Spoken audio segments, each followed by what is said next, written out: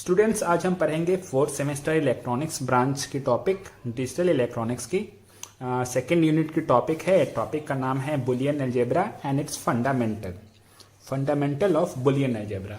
Students, जैसा कि आप सभी जानते होंगे, आपने जो मैथ्स पढ़ा होगा तो हम लोग मैथ्स की एक फॉर्मूला के हिसाब से पढ़ते हैं। जैसे अलजेब्रा पढ़ते हैं, ट्रिग्नोमेट्री पढ़ते हैं, ज्योमेट्री पढ़ते हैं, एक्सेट्रा एक्सेट्रा। उसमें हम क्या पढ़ते हैं, कुछ रूल्स एंड रेगुलेशंस कि उस मैथ्स के सवाल कैसे बनाए जाएं। तो जैसा कि लास्ट क्लास में हमने पढ़ा था बाइनरी ऑपरेशन, और बाइनरी ऑपरेशन किस पे बेस्ड है? बुलियन अलजेब्रा पे बेस्ड है। ये रूल्स क्या है, नियम क्या है, क्या रेगुलेशंस हैं, सारे ऑपरेशन हम लोग कैसे सॉल्व करेंगे, मैथमेटिकल कैलकुलेशन 0 and 1 पे कैसे करेंगे, ये हम पढ़ेंगे बुलियन अलजेब्रा में। तो बुलियन अलजेब्रा क्या है student? It is based on zeros and 1। मतलब ये किस पे बेस्ड है? बाइनरी नंबर सिस्टम की ऑपरेशन कैसे करेंगे। इसमें हाँ स्टूडेंट, हम दो आइडेंटिटी मानेंगे। सपोज कीजिए एक है ए, एक है बी। ए की वैल्यू क्या हो सकती है? या तो 0 या फिर 1। बी की वैल्यू क्या हो सकती है? या फिर 0 या फिर 1। क्योंकि बाइनरी में हम क्या पढ़ते हैं? केवल 0 और 1। तो कुछ प्रॉपर्टीज है स्टूडेंट बुलियन अलजेब्रा के, वो अब ध्यान दीजिए। a प्लस ए का वैल्यू क्या होगा? a।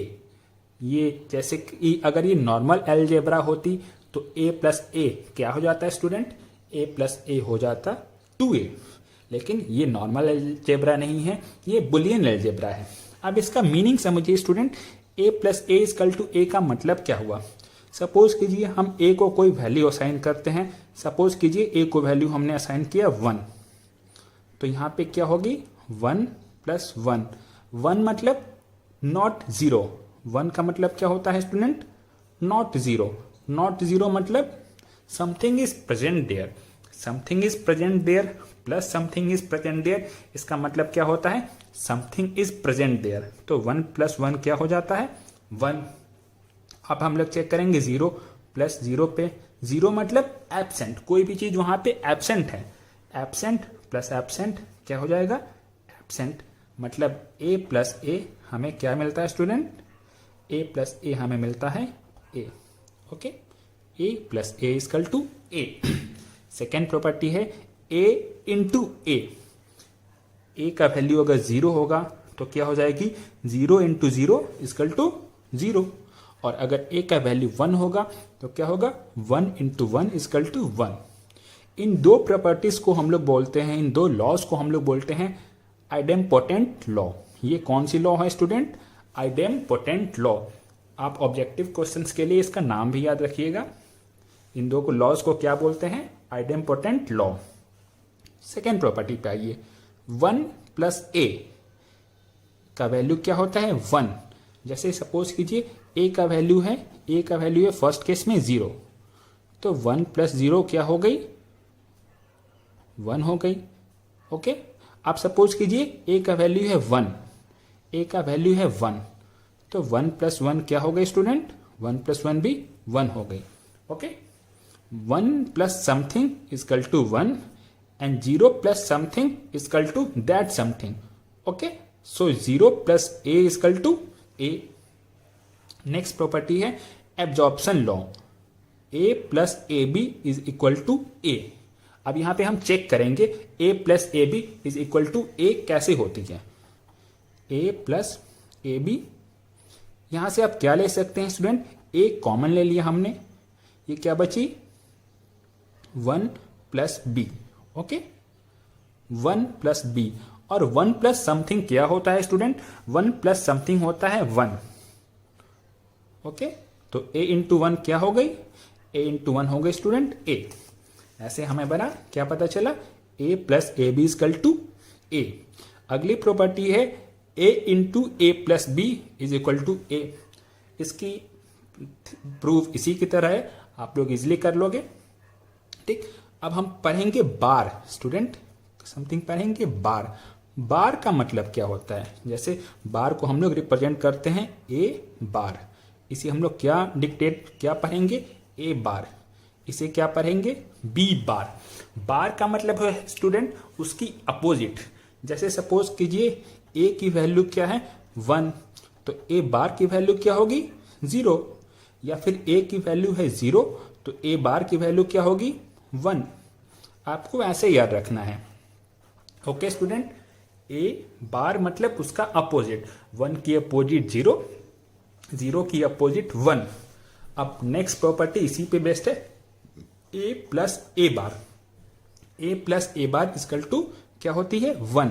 मतलब जब भी उसकी अपोजिट से हम ऐड करेंगे तो उसका वैल्यू क्या आएगा 1।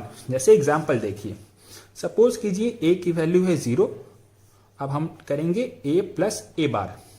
अब यहाँ पे क्या आ जाएगा स्टूडेंट, ए की वैल्यू है 0 तो ए बार का वैल्यू क्या हो जाएगा 1, तो 0 प्लस 1 क्या हो गई 1। ओके, अब सपोज कीजिए स्टूडेंट ए की वैल्यू है 1, तो हमें निकालना है ए प्लस ए बार, ये क्या हो गई 1 प्लस 0, ये क्या हो गई 1। ओके, तो ए प्लस ए बार की वैल्यू क्या होती है स्टूडेंट, ए प्लस ए बार का वैल्यू होता है 1। ओके, सिमिलरली ए प्लस ए बार बी, ए प्लस ए बार बी की वैल्यू होती है ए प्लस बी।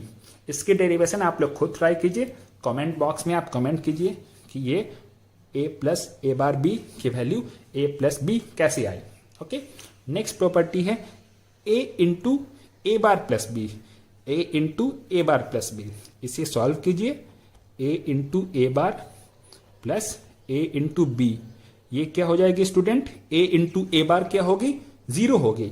सपोज कीजिए ए की वैल्यू है 1 तो ए बार की वैल्यू क्या होगी 0, ए इंटू ए बार क्या हो जाएगी 1 इंटू 0, ये क्या हो गई 0, ये हो गई 0 प्लस ए बी। 0 प्लस ए बी क्या होता है स्टूडेंट, 0 प्लस ए बी होता है ए बी। ओके, तो ये इस तरह से हम लोग डिराइव कर सकते हैं। ओके, अब हम इस पे बेस्ड क्वेश्चन देखते हैं जो एग्जामिनेशन में प्रीवियस ईयर क्वेश्चन आपको पूछे जा चुके हैं। केवल सेमेस्टर में ही नहीं, जो कॉम्पिटेटिव एग्जाम होते हैं उसमें भी ये बहुत ही इंपॉर्टेंट टॉपिक है। तो एक हम प्रीवियस ईयर क्वेश्चन अभी सॉल्व करते हैं स्टूडेंट। क्वेश्चन है a plus B into a bar dot b बार। इसके 4 ऑप्शन है स्टूडेंट। पहला ऑप्शन है 1, दूसरा ऑप्शन है 0, तीसरा ऑप्शन है ए बी, चौथा ऑप्शन है ए बी बार। अब आपको सॉल्व करना है स्टूडेंट। ओके, तो चलिए अब हम लोग क्या करते हैं, ब्रैकेट को ओपन करते हैं। ये आपका सवाल है, a into a bar dot b bar क्या हो गई student, a into a bar dot b bar plus B into a bar dot b bar. अब देखिए स्टूडेंट, ए इंटू ए बार क्या हो गई 0 हो गई, 0 into B bar 0 plus B into B bar क्या हो गई 0, 0 इंटू ए बार 0, 0 प्लस 0 क्या हो गया 0। तो आपका आंसर क्या आ गया स्टूडेंट, ऑप्शन बी जो कि है 0। इस तरह बेस्ड हम लोग और सवाल बनाएंगे आगे। ओके स्टूडेंट, अब हम लोग देखेंगे नेक्स्ट टॉपिक जो कि है लॉज ऑफ बुलियन अलजेब्रा। ये सबसे इंपॉर्टेंट टॉपिक है आपकी बुलियन अलजेब्रा की। आपके मोस्ट ऑफ द क्वेश्चन रहेंगे वो इसी टॉपिक से रहेंगे। डिमॉर्गन्स लॉ, डिमॉर्गन्स लॉ में देखिए स्टूडेंट क्या होता है, ए बी होल बार मतलब ए बी आपस में क्या है मल्टीप्लीकेशन में है और इस होल के ऊपर बार है, तो इसका फॉर्मूला होता है ए बार प्लस बी बार। और सेकेंड है केस ए प्लस बी का होल बार, ये क्या होता है ए बार डॉट बी बार। तो देखिएगा जहां पे मल्टीप्लीकेशन में है वो क्या हो जा रहे हैं प्लस में हो जा रहे हैं, जहां पे प्लस में है उसका आउटपुट क्या हो जा रहा है मल्टीप्लीकेशन में हो जा रहा है स्टूडेंट। ओके, ये बहुत ही इंपॉर्टेंट है, आपको इसको अच्छे तरह से याद करके रखना है। मेरे ख्याल से ये फंडामेंटल्स ऑफ बुलियन अलजेब्रा में सबसे इंपॉर्टेंट लॉ है, तो वो है डिमॉर्गन्स लॉ। यहाँ पे कुछ नहीं हो रहा है, बार जो है वो सेपरेट हो जा रही है और डॉट कन्वर्ट हो जा रही है प्लस में, प्लस कन्वर्ट हो जा रही है डॉट में। ओके स्टूडेंट, अब सेकेंड लॉ है वो है उसे हम लोग बोलते हैं कंसेंसस लॉ। ये बोलती है a B plus A bar C plus B c is equal to a B plus A bar सी।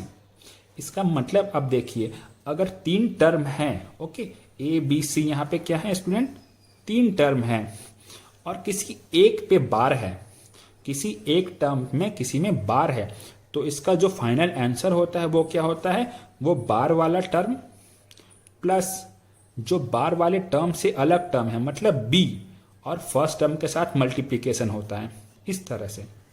इसे हम लोग प्रूव करेंगे student, A B plus A bar C plus B C. B C को 1 से multiply कर सकते हैं, okay, B C को हमने क्या कर दिया, 1 से multiply, A B plus A bar C plus B C.